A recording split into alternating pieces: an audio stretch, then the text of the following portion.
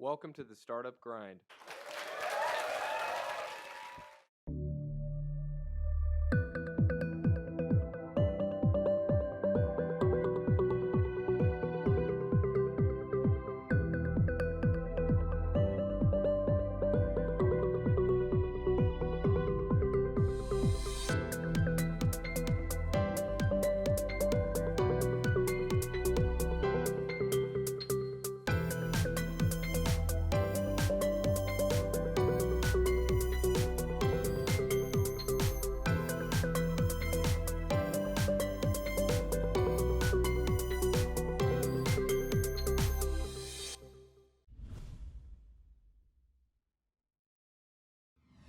Okay, good evening, ladies and gentlemen, and welcome to Startup Grind.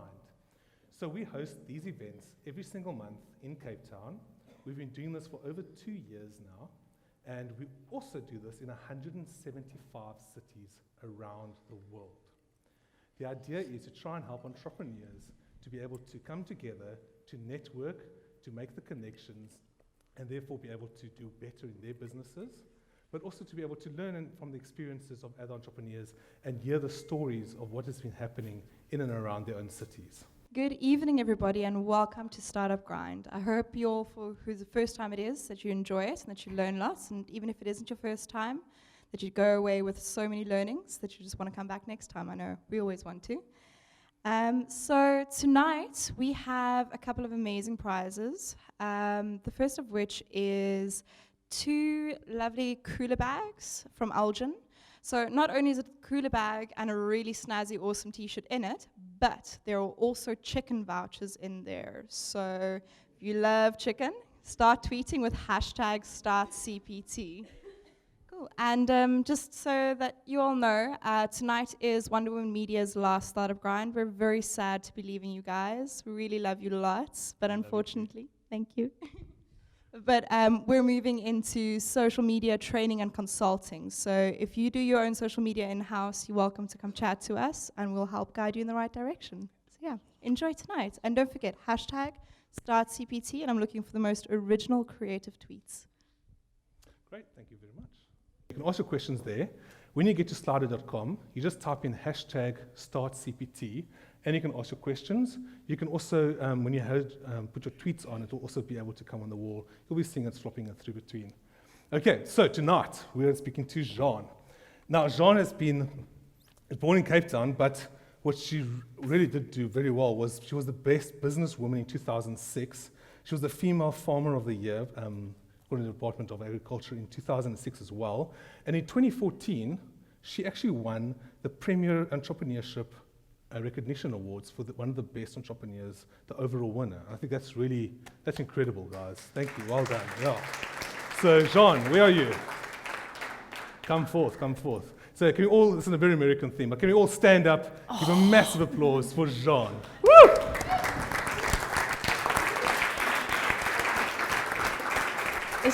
Thank you, come on, please. There we go. We'll put this down here. Right, so in all our sort of grinds, we basically go through her life as an entrepreneur, but also her personal life, right from the beginning. So, Jeanne, where were you born? Not in Cape Town, as you said. Oh. In Wellington. In Wellington. And did you enjoy, was it on a farm there? Yeah. Okay, did you enjoy growing up on that farm-style life, looking at city life? Yeah, I've been on a farm my whole life. So my dad was probably an entrepreneur himself. We only stayed on a farm for 6 or 7 years. He'd build it up, sell it, and go to the next one. So, but but so went from one farm to the all next. In Wellington, yeah. Wow, okay. So you got to know all the farms in that area. How many farms are in Wellington, do you know? No idea. No. Interesting, okay. So what did you study after? You obviously studied something. Yeah, I did BSc Agriculture with genetics and animal physiology. Was it just because you... Why? I have no idea. I actually wanted to do veterinary science, but I didn't get in with my matric marks, so I thought I'd get in with my university marks, but I tried a couple of times, but I just obviously wasn't the academic. Being blonde, possibly that's half the reason, so I just finished with my degree in agriculture. Okay, and now what happened after you studied? Did you get a job, or did you go back to the farm? What happened? No, What's the there was story? no more farm anymore. My dad retired at the age of 40. Okay. Some of his friends are at the back there, and they know. Shout out to he's- them, hey? No, I did a gap year, did the American 13 months overseas, traveled, cool. worked, did whatever I could to make some money. And in that time, my dad bought another business with ducks. So, and then he said, "Come, Jeanne, come and run it." So it was a business. It wasn't really a farm. It was just. So I came and did that. So it was ducks. Mm. And was this for to slaughter and to sell in the shops, or for? Yeah, when he bought it, it was actually for the wine farmers use it in the vineyards, or fruit farmers, and they train them to eat the snails. It's a natural way of Wow. getting That's rid of the really snails. interesting. Yeah, so that was the fun part. But then I also slaughtered them as well. So I started that off. The mean streak in you is that. So when I shot people, they asked what I do. I kill chickens. So. Yeah. I was killing ducks at that stage as well. But so I built the abattoir there because there wasn't one. So we took it a step further and branded and got it into the retailers. Okay, so that's where you started off. And then tell us, how did you get involved with? Okay, so just a background. Jeanne does Elgin Free Range Chickens, and it's the biggest free range chicken farm, I think, in South Africa, if that's correct. Well, it only does free range. Only does We free don't do range. commercial as well. We only Okay. do free range. Yeah. And I think that's really amazing. And you also supply to all the big suppliers, WoolWorths, Pick n Pay, Checkers. Not Pick n or- Pay. Not Pick n Pay, okay. And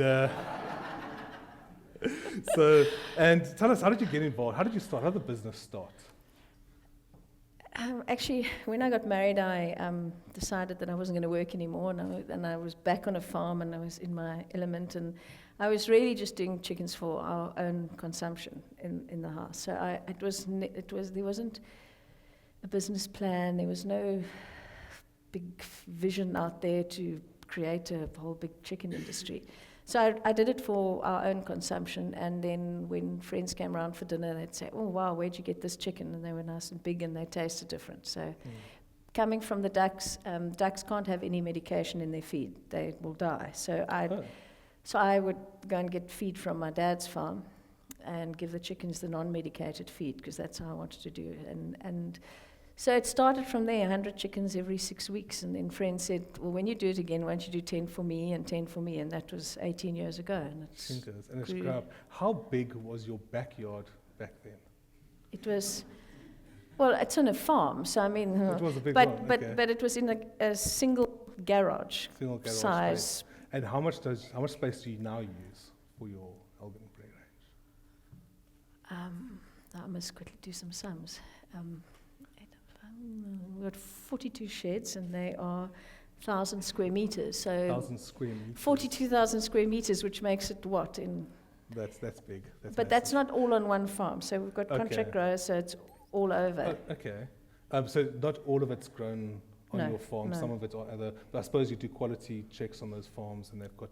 Yeah, terms so and we've. rules. So I run it from the central processing plant, and we've Okay. got an agri manager, and he ensures that all the standards are adhered to, and my retailers come and check as well, Okay. and audit us And do all ad that. nauseum. I'm having a little stab here.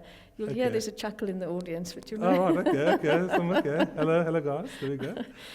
No, so that's how we ensure that we all grow according to the same standards, and we do in-house audits and external audits. Okay, and okay, can you define free range? What is the definition? Is it 1 square meter per chicken, or what is the actual definition? Or is there like a standard? Yeah, sadly in South Africa it's not regulated as yet, Okay. so it's up to each retailer or supplier of what their standards are. So we, I'm not, my hands are a little bit tired here. So from a set of standards, we produce to the highest standards out there. Okay. So what we've done is, because we've set up our own set of standards. So we've Okay. taken what everybody wants. So SAPA, which is the South African Poultry Association, has a draft set of standards. It's not approved by government yet. We've taken European standards, we've taken just our own, because when we started off, we just started. There were no rules or regulations. We've taken what our customers want and have put it all together. And if I took an example of square meters per chicken, if SAPA says 18 birds a square meter, and the European standard for NSPCA is 15 birds or 14 birds a square meter, we've always gone with the most stringent of all. So we've put together our own set of rules that encompasses everything. So what defines free range? In the South African Department of Agriculture, it states that they must have access to direct sunlight, and they must be able to have a dust bath, which really does very little for the industry, because some of my competitors who do commercial farming have said to me, but that's fine, John, we'll just cut holes in our roofs, we'll put sand inside, and they can dust bath and have access to sunlight. And technically, they could say they're free range, but that isn't. Okay. And as far as I'm concerned, really, it is what does the consumer think is free range. Maybe everyone should tweet what do they feel is free range, because but if you ask somebody what's free range, they are inevitably going to say it's organic, and that's wrong. Or there's no medication or antibiotics, which is right. And another term that's used incorrectly is growth hormones. And there are no hormones in a chicken for growth. So you can't, if somebody states on their packaging no growth hormones, they are stating the obvious, which is actually not allowed and legally wrong. So in our company, what is free range? For us, it is the removal of stress for the bird to be able to live a natural life without any form of medication or treatment or stimulants to grow faster or anything. Okay. What is the lifetime? Because I know for commercial, I believe it's 30 days from the egg through to being killed. What is the lifetime on a free range, roughly? Yeah, our ages differ from summer to winter, because obviously in winter they use a lot more energy to stay warm. But from about 38 to 42 days. So we're about a week and a bit longer than commercial chickens. Oh, I see. Okay. So it's just natural life. Now, when you started in 2000, I believe you built a massive state-of-the-art abattoir. It's in Grabo, correct? How did you actually get the capital to build that? Legally. I did think of all options. That will always remain the biggest problem for any entrepreneur, is startup capital. Because, and it's actually quite sad, and I don't really understand it, because now that I'm bigger and got a business that's got a bit of track record, I can get money from anybody. And I know that sounds, I'm not being blasé, but it's the truth. And everybody's saying, oh, we want to lend you money. But when I wanted to start up, I didn't have anything. So fortunately, there were two senior retired gentlemen. One, they were P&O, Ned Lloyd. The one was the chairman, and the one was the company secretary. And they were family connections. And they said, look, we believe in what you're doing. So they put up most of the capital. Okay. And I needed to borrow some from the bank. And they said no, but I didn't accept no. So I went... I had to write a business plan, and when I went to ask them why they'd rejected the application, they said this, this, and that. So I said, well, you obviously didn't read my plan. And that's why then I said, well, let me rather sit with you and go through the plan. And then I got the loan. So my startup... You didn't take no for an answer. You were passionate about... Yeah, okay. Yeah, it was 2.5 million, and 2 million was investors or equity funding, and 500 was from the bank. From the bank. If you had to do it today, how would you do it differently? Or would you do it differently? You don't actually have a choice. Because you don't have anything. You don't have... I was young. I was 28. I didn't have any money. I had no collateral. I had no surety. They could take life cover, but at 28, you're not likely to die the next day where they can get their money. So... probably taking on those two senior gentlemen was very expensive money, because I had to buy them out within 3 years. But if I didn't take them on, I wouldn't have had a business. So there's always good and bad. And I was 28, gung-ho. Actually, I wasn't 28 because it was a few years down the line, so it was a bit older. But they. Let's go 20. 20 is not good. But I'm only 21 now, so Right. they were. They put structure in place, which I didn't have. I shoot from the hip, and I make decisions on gut, and I just go for it. And they wanted monthly management meetings, and the first meeting we got together, they wanted a management pack. I didn't even know what that was. So they did put that in place, which was good. So I learned a lot from them, but then we reached a point where we needed to expand again, and I couldn't bond the business because they were 80% shareholders, and I was 20%, so then it meant we were just bonding their money that they'd put in cash. So I had to then bond 100%, borrow money, pay them out. But at that stage, we'd had a few years of history, so it was good. Okay, so you could do that. Okay, so you can't sell to friends and family forever. How did you get into the first retailer? Because from the duck farm days, I had built the abattoir there, got the brand going. I had connections with the retailers. So I think I had a little... That's fine, it's all good. Okay, I had a little van, the little bakkie, one-ton bakkie that had my branding on it. And I think the Pick and Pay guy saw it and he phoned me and he said, "Gosh, Jeanne, I didn't realize you were into free range chickens." So got in there. Okay. And yeah, from there, I said, well, I can't supply you. So we've supplied 3 or 4 stores, and then it slowly grew from there. Okay, so you got in. Do retailers, I know a lot of retailers are national, so they want to have a product come in nationally. I suppose more actually a question for the retailers, how do they solve that problem? Because for small businesses to actually come in and supply nationally is quite difficult. So I suppose nowadays, what advice? I know there's like some guys, Grace, that does free range eggs that she delivers at your house. How would she be able to approach a retailer from your experience? Actually, I think the retailers are actually quite open to, in fact, prefer regional suppliers. It's more sustainable. You're not delivering product all over the country. Having... Sorry, I can hear. Where are these guys? Should I point them out? No, it's cool. It's all good. No, so by having one supplier national, you're also at risk because if something goes down, so in fact, I wouldn't want to be a national supplier because we all deal with. In my time, there have been people whose factories have burnt down. There's strikes. I've had strikes. Others have had strikes, and we can fill in for each other and cover it. So. Yeah, they're not too averse to if you can't do national, because I don't do national. I only do what was the old Cape Province, yeah. Okay. Now, taking that from, you obviously, I mean, to supply the chickens, you've got a mandate to fulfill because they've ordered X amount from you. How do you manage that stock?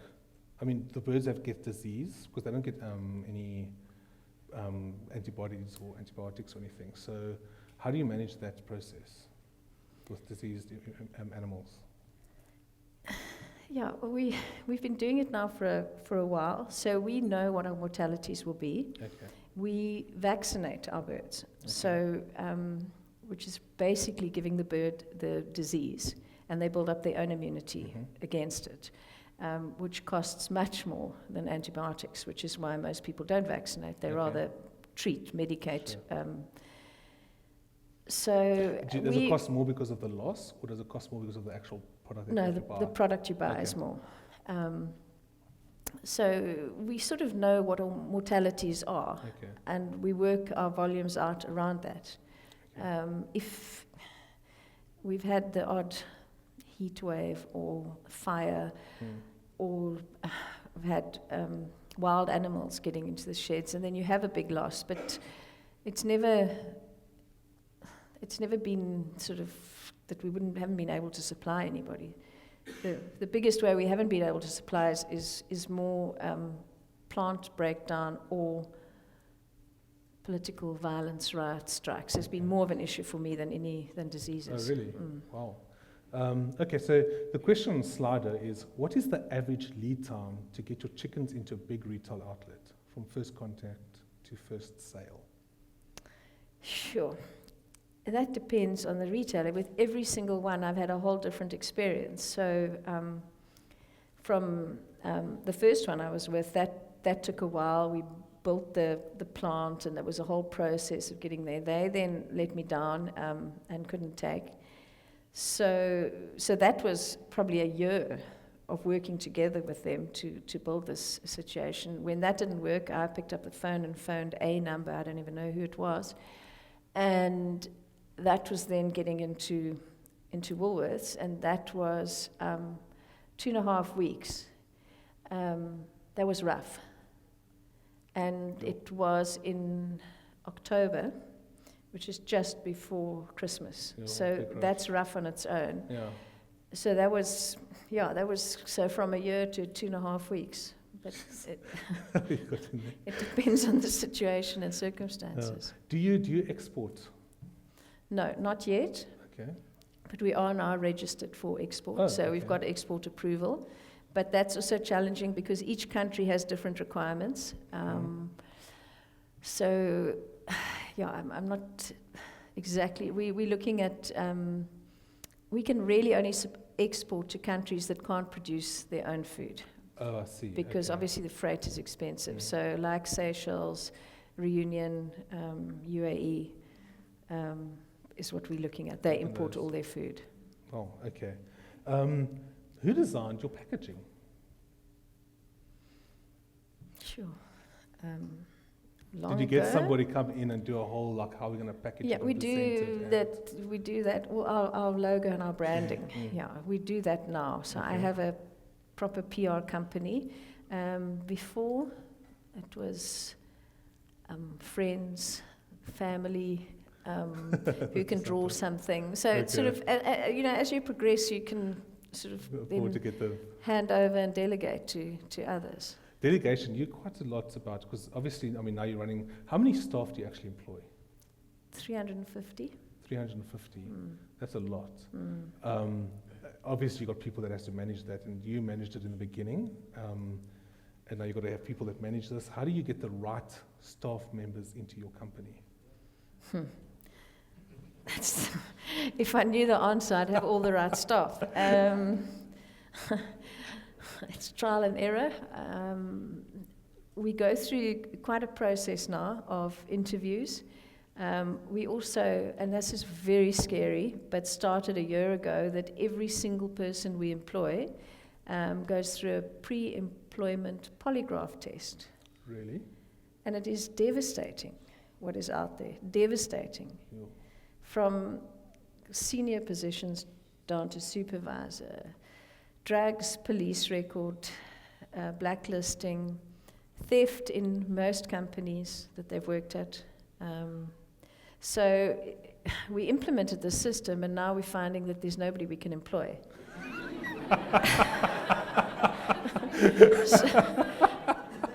But it's good. Because there were people, we go through the interviews and we choose 3, and then we decide the top 2 will be polygraphed, and 9 times out of 10, the top 1 falls out because of because of issues. Dishonesty or issues, or that's incredible. So yeah, it is. So don't go for the top; always go for the second best. No, I don't know, but yeah. So we do the pre-employment. What I've found is really taking younger people and building them up in the company. Most of my team that are on my there you go. that are on my management team all started off. A lot of them straight from varsity, and so I've shaped them and modeled them. The way you want them, right? Yeah, okay. It sounds a That's bit controlling, but maybe it is. Well, you're not a good entrepreneur unless you've got a bit of craziness, right? Yeah. Yeah. One of the so one of the questions from Andrew, I always mix up chicken and kitchen. How about you? That's what Andrew. What time of the day, Andrew? I think it's 1 o'clock in the morning, yeah. Okay. Okay. I know you've got some programs that you do with your staff. Can Can you tell us a bit about the MD project? The MD, cake with the MD. Yeah, I think I live in a very political area. We have very high unemployment, 40% of unemployment in our area. And every year, I was having to budget for a strike. Now, it's not a strike, because a strike means it's your workers against the company. And this wasn't. This was just environment or region, political Turmoil. rioting and whatever. But it became a problem, and we were every year putting 2 million rand in the budget for strike contingency plan. It's this fixed line in our budget. And I just decided, it got hairy at points where I was a bit angry and took them on, because why will they close me down? I have a right to work, and my staff want to work, and we didn't get rid of, they couldn't come to work. And then I got a little older and maybe softened a bit. And so then started this, I don't know what happens here, it keeps doing this, cake with the MD. I've now changed my whole life to I have coffees with so many people that that's what I must do, because I don't run the company anymore. So every Tuesday at 10 o'clock, I have up to 10 people that come to my office, and we sit and have tea and cake. They may not be of different levels, so it can't be general workers with a supervisor, because then they feel intimidated. Yeah. So it's all on the same level. I don't have any interpreters in there. We struggle, but we get by. And I have 3 questions. Tell me something about yourself and the others around the table that nobody knows. Tell me any experience you've had at Elgin Free Range. But we're never allowed to discuss work. There are no grievances. There's none of that. And then the 3rd question, which is probably the most important question I've found from the whole exercise, is what is your biggest dream? And from that, everybody's dream was either to be able to make enough money to educate their children so they have a better life than theirs, or that they would like to further their, just to get a matric. And when I asked the reasons why they don't have matric, either mom or dad died and they had to look after the family, or I got pregnant in, I'm still talking standards, in grade 11 or grade 12, or, a variety of things that they couldn't continue. So then I actually discussed it with my general manager, and so we opened this year an education centre on the premises. So we have a little school. We registered with the Department of Education. Our first, they will study this year and they'll matriculate next year in June, July 2016. So we will have our first matriculants of 2016, but they wrote the exams now, June, July, very excited. Wow. So we've employed a full-time teacher qualified with the Department of Education, and they give us one. And it's been the first intake, it was very difficult. They were skeptical on what's happening. And also, I believe that you've got to give, I'll give, but you must give. So they had to, I gave them an hour and a half of work time, but they had to give an hour and a half of private time.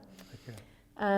And now we've started with the next intake, and all of a sudden, we can only do about 25, and already the applications are going crazy to get in. So obviously the first time round was a bit more look, see, and feel, and And then the other side I've also started is chatting to the ward leaders. So our little town has got 4 wards, and they were the ones that are very politically active.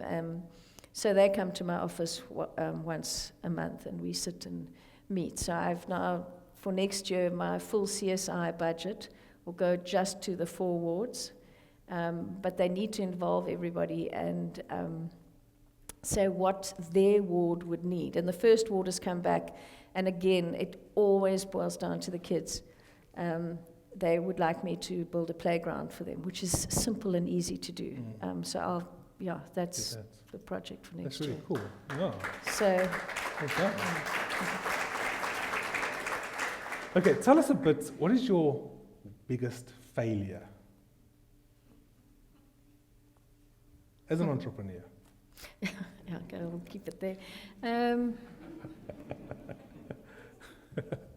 I think possibly And then what you learned out of thinking that I could do everything myself and refusing to delegate and refusing to hand over. So I ended up working 24/7. And yeah, you kind of a bit hard-headed and stubborn, and you think you can do everything better. You actually can, but when you're trying to... No, but it's true. I challenge anybody here who's an entrepreneur. No. No, I agree. I hear what you're saying. But you can't do 40 things No, you that can't. well. And so there was a big learning curve for me. And I was actually challenged by one of my senior managers I employed, and he said to me, I don't know why you employed me, because I can't be Jeanne. So Wow. I can look at the problem, I can try and solve it this way or that way, but I'm never going to do it the way you did. And I actually sat back, and it was probably what changed my whole process. So I now delegate heavily, and it works well, but I'm right there with them. So if anybody feels uncomfortable, they can come to me, but they first have to, if there's a problem, they must come to me with what's the problem and their solution. Because I'm not going to give them the solution, otherwise I'm not handing over the power to them. And then we generally find something down the middle. So you give them actual like signing rights. Oh, in yeah. that sense. I don't have access to my bank accounts. Nothing. I have to ask my financial manager, please, can I have some money? So Yo. I've really let go and handed it over. And So have you found that helped with your work-life balance, or do you know just what? in general? Work-life balance, that whole thing. I've gone through it so many times. You will never get it right if you are not wired that way. That's interesting. If you want something done, you give it to the busiest person because it gets done. And it's just who you are and your makeup. So if I don't have work to do, I'll find something else to do. You know, there's always something that can be done. I mean, whether it's an adventure or work or something new that you see, I mean, that's just the way we are. Speaking of new things that you see, you must come across a lot of different businesses or business plans or ideas that you have. How do you say no to them and keep focused on Elgin Free Range Chickens, or do you actually take on those other projects and get yourself absorbed in them, or how do you remain focused? I did. I say that I'm a serial entrepreneur, and I see an opportunity around every corner, but I did do a couple of things, and then you lose focus. So I've actually learned to say no, and just to stick to what I know, and not keep on trying new things, because there are lots of exciting things out there, but you can't do everything. Well, we need some investors, right? So, it's a nice option for you to take up. That they would like to invest in my business. No, for you to invest in our businesses. I don't have money, that's the whole joke. I owe the bank so much money. All I do is I just keep borrowing and keep getting bigger and keep borrowing. So all I have is lots of debt. So anyone who wants to invest, they can come. What are the questions? So, what advice, if your kids were about to start a business now, what advice would you give them? Yeah. My son at one point thought he wanted to join the business, and I said, that's great, and he will start at the bottom, drive the trucks, he'll pack the chicken, he'll put the labels on, he'll do everything. And then he said, doesn't know if he's really too interested. Unless, no, but it's true, unless you've done everything, you cannot lead your people, you can't guide them, you don't know what challenges they're faced with. To stand in the plant where it's freezing cold, you've got to give them the right tools to work with. So if anything, and people always say people are your biggest asset, and then there are people that say people are your biggest liability. There are lots of schools of thought on that, but absolutely is to take time to get to know your people. You've always got to be firm and have very strict rules, especially when there are a lot of people, because otherwise you lose focus. But to invest in the people, because they really can make or break your company. invest in the people. You heard it on the stage. So Anonymous says, what was the watershed moment when you became a big business versus small business? Was one key decision or was sale the trigger? Or did you go with the mindset? We reached a point where I needed to change something. When it was small, I was going through to the duck farm and using that abattoir one day. So it was a very big dive where that was when Pick n Pay approached me, and so needed to put up our own plant. So it was, that was one of those gut shoot from the hip moments. And it got a bit nerve-wracking after that, but that was the changing point where we went from 2,000 chickens a week to 15,000 a week. So it was a very big jump. How many chickens do you do a week now? About 80,000. Okay, that's a lot. Okay, so we're going to be doing questions and answers. Please ask your questions. Just open your browser on your phone, go to slido.com and type in Start CPT. It'll ask for a code. You will then join the thing. You don't have to download an app or anything like that. You'll join on slido.com and you can ask your questions. You can vote questions up or down. So we're going to be asking some questions from here, but we're also going to be asking some questions with a microphone. Okay, so line up those questions, people. Line them up. Okay, next question is, if you had to start a new business tomorrow, what would you start? I've always said when I come back in my next life, I'm going to work for SARS. Because you don't work on a Friday afternoon. If you don't refund the VAT on time, you don't have to pay penalties and interests. I reckon the SARS office would be pretty good. What would I do? I don't know. Yeah, if I really had my dream come true, I'd be a vet. Really? All these years old. So that's so far removed from an entrepreneur. And why I studied genetics was I was going to find a farm in Africa, breed cats that were becoming extinct, and be a vet so that I could do it all properly. That's the little girl dream, but Wow. I'm nowhere near that. Instead, I kill chickens. The vet's killer. Which came first, the chicken or the egg? Okay, right. Oh, gee. You get this question a lot, I'm sure. Okay, so what advice would you offer someone wanting to know how to sell their products to a large retailer?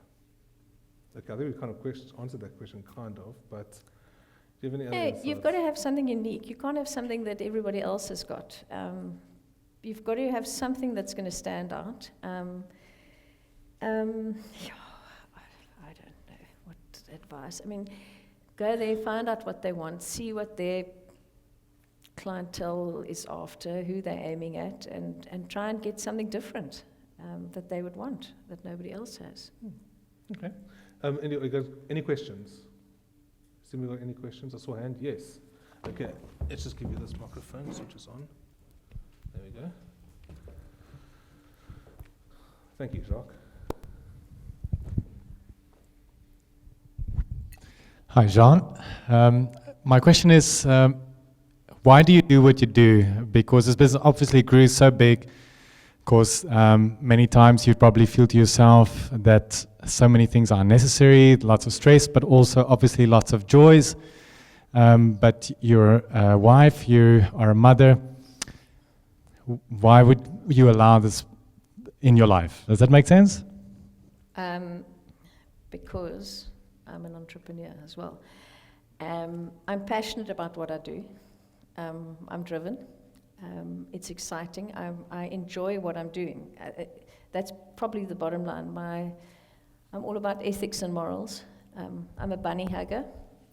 So if I can get food out there to people in the right way, when I started, everybody said there's no ways you can do it. You can't farm without antibiotics. You can't. The vets, everybody poo-pooed me. I was a woman in a man's world, and it wasn't going to work. So, okay, probably there's stubbornness as well to prove a point. But yeah, I'm passionate about what I do. I enjoy it. Any other questions? Hi, sorry, this is Stephen. You mentioned Oh, there, okay. You mentioned earlier that you're a serial entrepreneur. What are your other ventures? No, but I curb them because I actually don't have any others, although in the business we've expanded quite a bit. So integrating the business, starting more companies. So we've got the breeding operation and the hatchery, and that's with some of the other shareholders in the business who are contract growers with us. And yeah, I don't have any other business ventures. I started buying property and renovating places, but I stopped that because I realized that you can't do too many things at once. So I'm a serial entrepreneur in the cupboard now. Patrick? Yeah. Jeanne, you built your own abattoir now. I'm just fascinated because obviously there's this bog standard abattoirs that used to be kind of rolled out, but Temple Grandin and the whole the what we call the abattoir 2.0. Did you incorporate those principles at all in terms of how you built abattoir, or was that something? You catching me out here because I'm not sure of that, but the abattoir is built according to the Department of Agriculture and Department of Health's standards. So it's all done according to that, and then we've put in food safety systems like ISO 22000, which is more from a food safety health side. Okay, no, Temple Grandin, it was more in the large, what they called large bovines, or the cows and stuff. But okay, sorry, thanks. So if you want to raise capital, just by the way, you can go to thunderfund.com or you can speak to Patrick. But thunderfund.com is basically, it's Indigo or Kickstarter. It's local in South Africa. You go on there, you put your idea that you want to get raised money for, and people actually, you can have your friends, family, people you don't even know will invest in you. And I don't know if you know about Kickstarter.com. So yeah, thanks Patrick for that question. Any other questions? I saw another question. Yeah, yes. Can you hear me? Eskom, does electricity load shedding, has that affected you? And if so, why have you got that?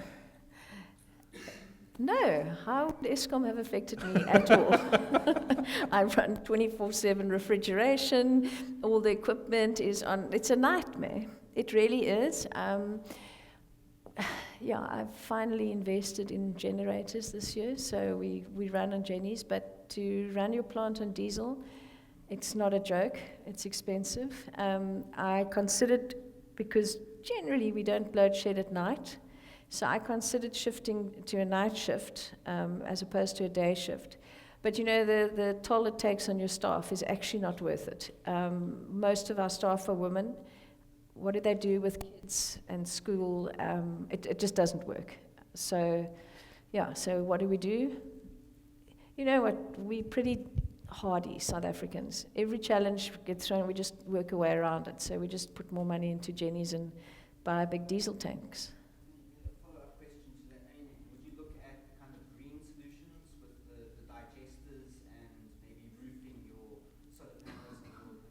Yeah, so that's on the cards. So we would like to be off the grid hopefully in 2 to 3 years.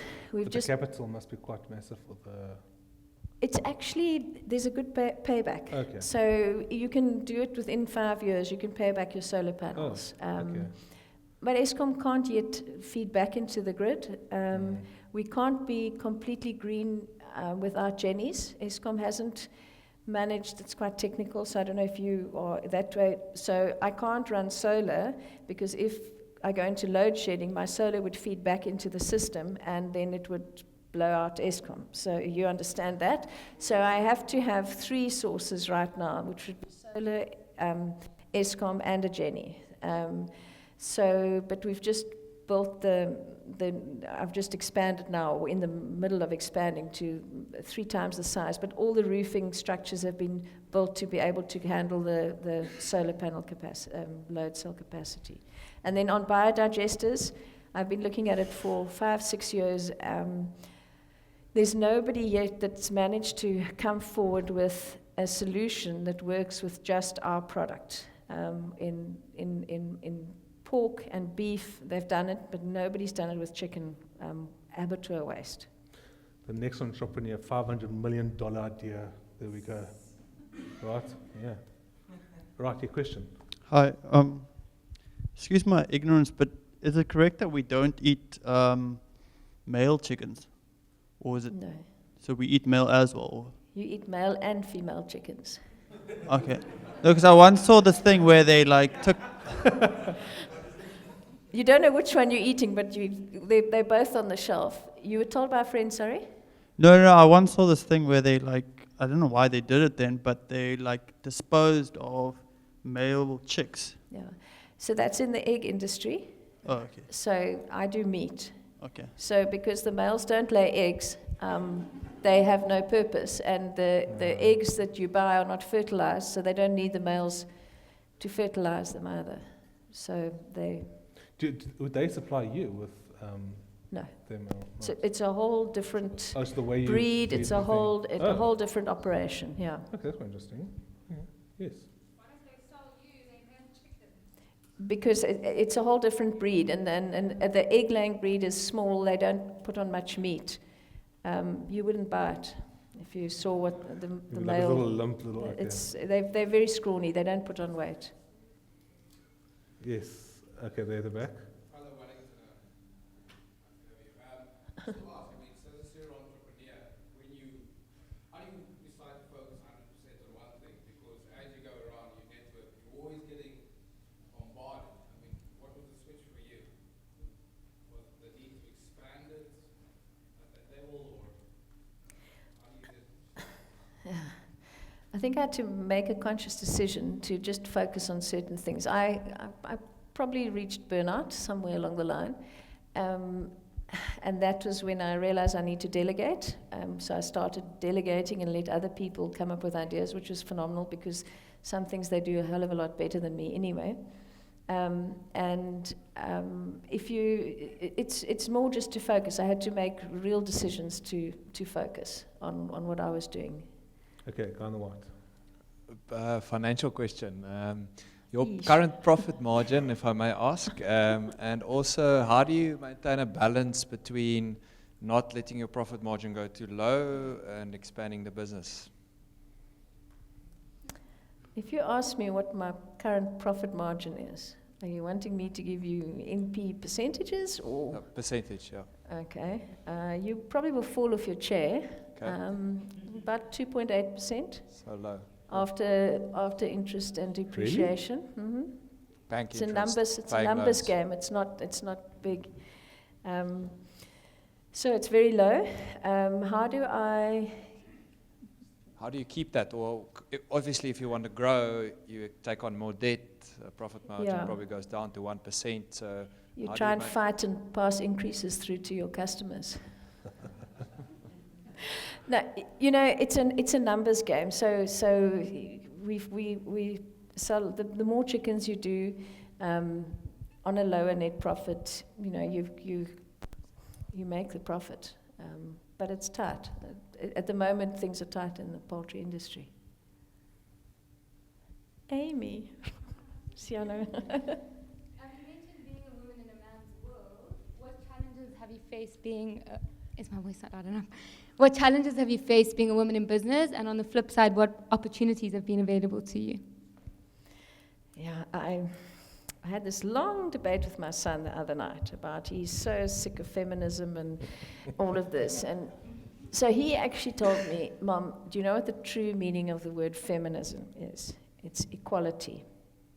It's not about men and women equal or color or age. It's just plain equality. And he said, we have now taken it to a different level where it's all about woman, woman, woman. So in the beginning, I would go to meetings and I would be the only woman there. So what was challenging, perhaps just feeling out. I was doing free range. Everybody else was commercial chicken. So everything I said and did was frowned upon, and I was stirring the pot because I was saying no antibiotics, no this. So I don't believe that that really is related to being a woman. I was just doing something completely different. I actually really feel that in the workplace now, whether you're a man or a woman, it doesn't really matter. I think we over that.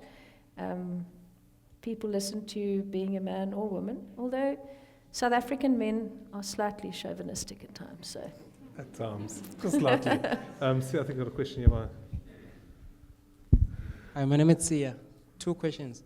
One is, what book are you reading now? And the second question is, what do you think of startups like Beyond Meat, which produces meat from plants, which is recognized by high-profile people like Bill Gates and the co-founders of Twitter, if you know it? Okay. The book I'm reading now is Gone Girl. Really cliche, but anyway.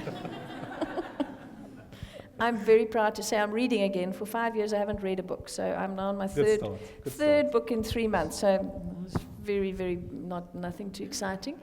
I'm not sure of the Beyond Meat is a startup that produces fake meat, which includes chicken and normal meat. Fake meat that they are generate.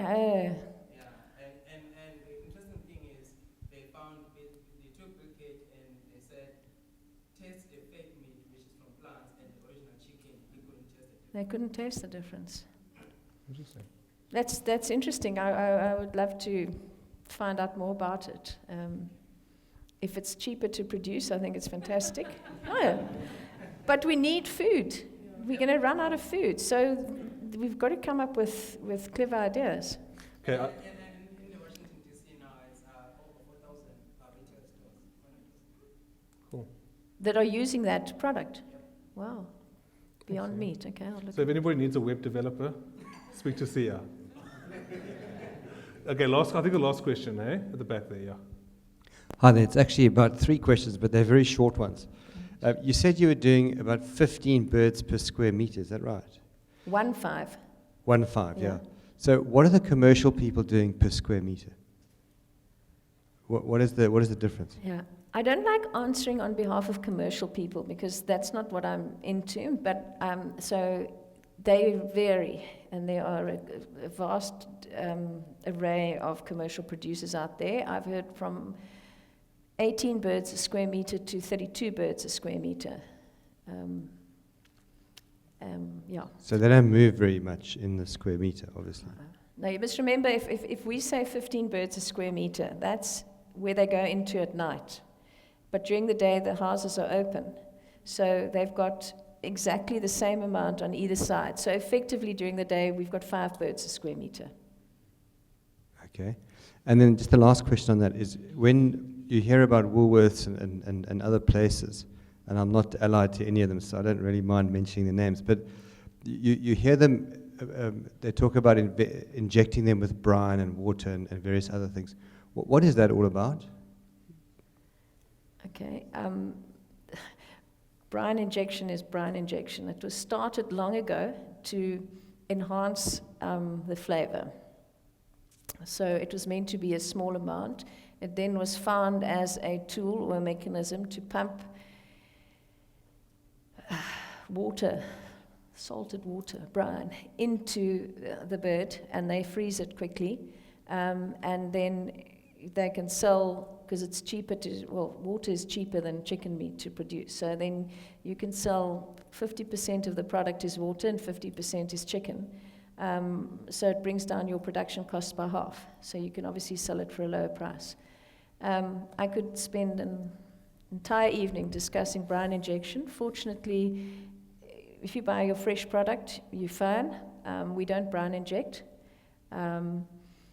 It's against my policy. I believe that brine injection is actually, the argument for it is that it is making poultry products cheaper and more accessible to the lower income earners, and I believe it's actually cheating them because they're just paying for water.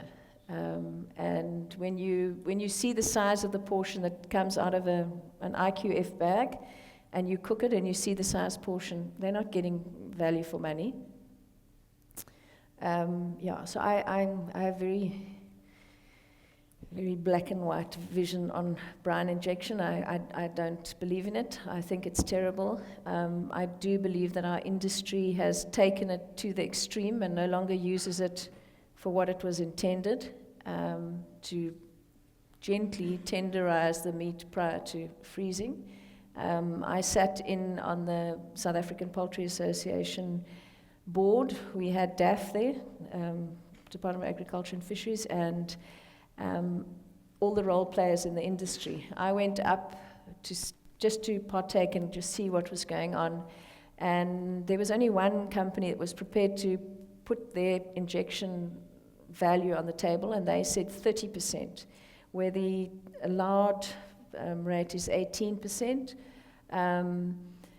More than half of the, and these are the big companies, were over 50%. So the labeling gurus that were there said, well, in fact, you can't sell the chicken as chicken, you've got to sell it as chicken-flavored brine, because the content is more than 50% brine. And yeah, so I'm very opposed to it. I think it's a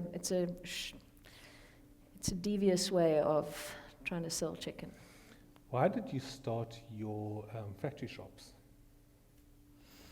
Because we have carcass imbalances. So there are always overruns. So one week we might sell a whole lot of breast fillets, and then we have drumsticks and wings are generally my imbalances. Or if the orders go down, you've got a place to get. Then it's a balancing act. Okay, guys, thank you very, very much. We've got the Twitter competition. Before we do that, we've got some shout-outs. If you want free-range chicken to eat, you got Elgin. If you want free-range eggs to eat, Grace, put up your hand. She will deliver. She's got a website, and she will deliver the eggs to your house. Okay, so check out. It's Grace. What's your website? GraceGourmet.co.za. Okay, GraceGourmet.co.za. You get delivered to your house, free-range eggs. I think that's pretty cool. Okay, Twitter competition. And the fishbowl, yes. So anyone put their cards in? Okay, do you want to run?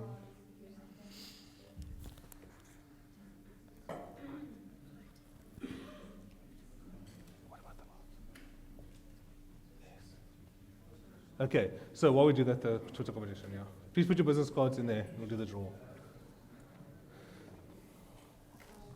Hello, I thought I broke it there for a second. So thank you so much for your wonderful insights tonight. I think we all really took away something. I know myself, the one thing, and I tweeted it as well, is what I took out of it was tonight I learned how to not only just say no, but how to also not take no for an answer at the same time. 2 letters, 1 word, very powerful thing, eh? And I think Shantae summarizes wonderfully when she said, wow, this Jeanne Groenewald woman is no chicken. And so I got to be cheeky guys, okay? Yeah, no.